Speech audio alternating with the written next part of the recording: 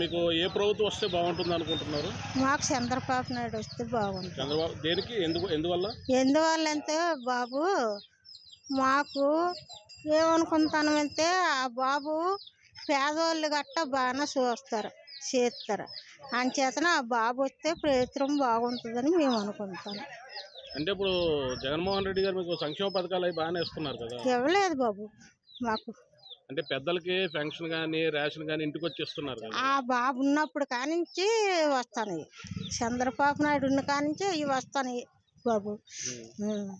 అంటే మీకు ఇప్పుడు మీ ఏరియా ఎమ్మెల్యే ఎవరు వస్తే బాగుంటుంది అనుకుంటున్నారు? చంద్రబాబు నాయుడు వస్తే బాగుంటుంది అని అనుకుంటున్నారు. రాష్ట్రంలో చంద్రబాబు నాయుడు ఇప్పుడు ఇక్కడ మీ ఏరియాలో కొండపల్లి శ్రీని గారు పోటీ చేస్తున్నారు, ఆయన గెలిస్తే బాగుంటుంది. అది బాగుంటుంది బాబు, అతను వస్తున్నా బాగుంటుంది. శ్రీనివాస్ వస్తే బాగుంటుంది. ఇప్పుడు అది పేరు ఇదిగో బయటకు వచ్చారు బాబు. ఏడు చేస్తాం, నా కాలు చూస్తే కాలు రావు, ముడుకులు రావు, ఏవి రావు.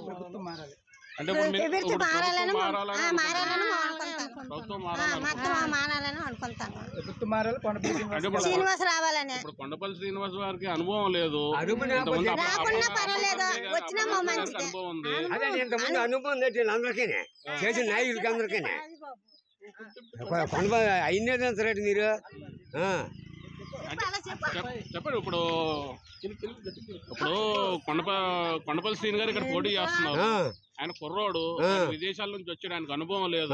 ఇప్పుడు ఆయన గెలిపిస్తే ఇంతకుముందు చేసిన నాయకులందరూ అనుభవం మరి ఇక్కడ అప్పల నరసయ్య గారు గతంలో అప్పల నరసయ్య మరి అనకండి బంగారం ఎదములు ఎక్కడ ఉందో తెలియదు, ఎందుకండి అనవసరం. మీకు పెద్దలకి పెన్షన్ ఇంటికి తీసుకొని వచ్చి ఇస్తున్నారు, బాగా ఇస్తానండి. ఇటు బాబు గారు చెప్తాను ఇంట్లో. ఇంతకుముందు వైసీపీ 5 సంవత్సరాలు ఉన్నప్పుడు మీకు సంక్షేమ పథకాలు బాగానే ఇచ్చారు కదా, టీడీపీ ఎందుకు రావాలని అనుకుంటున్నాం? మేము అనుకుంటే ఒక యువకుడిగా అది పూర్వం నుంచి వాళ్ళ కుటుంబం కొండపల్లి కుటుంబం అనేది రాజకీయాల పరంగా ఉంటున్నారు.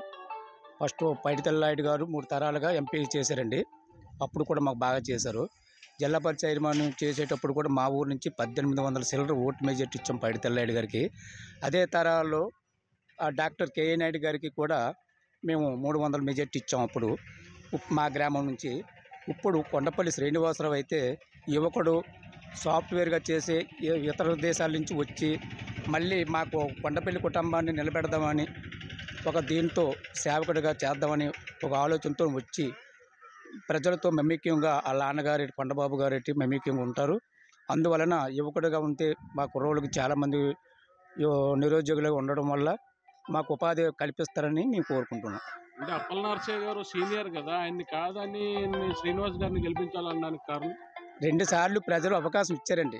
ఎక్స్పీరియన్స్ లేదు కదా శ్రీనివాస్ గారికి. ఎక్స్పీరియన్స్ లేకపోయినా వాళ్ళ తాత ఆలోచనలు బాబాయ్ ఆలోచనలతో నేర్చుకుంటూ వెళ్తానండి శ్రీనివాస్. అంటే ఇప్పుడు వైసీపీ నుంచి చాలా సంక్షేమ పథకాలు వచ్చాయి, దానివల్ల ఎంతమంది పడ్డాయండి?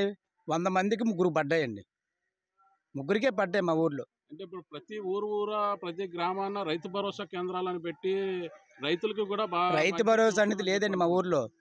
ఆ గోడల మిగిలే ఉన్నాయి బోర్డులోను. విత్తనాలు మేము రైతు సంఘం నుంచి తెచ్చుకొని ఇక్కడ మేము సప్లై చేసేవారు. ఒక 10 ఎకరాలు ఉన్నోడికి ఒక మూట అంతే 40-35 కేజీలు విత్తనాల బస్తా ఇచ్చేవారు. అంటే ప్రభుత్వం ఇప్పటికే మేము రైతు పక్షపాతం అని చెప్పి చెప్పుకుంటుంది, మీరు ఎలాగనడానికి కారణం? అలాంటివి లేవండి. ఇక్కడైతే రైతు భరోసా అనేది రైతుకి ఎక్కడ సుఖంగా లేదు, పెట్టుబడి పెరిగిపోయింది. అందువలన మేము చాలామంది కూడా శ్రీనివాస్కి వేద్దామనేసి ఒక ఆలోచనతో మా గ్రామంలో ఉన్నారండి.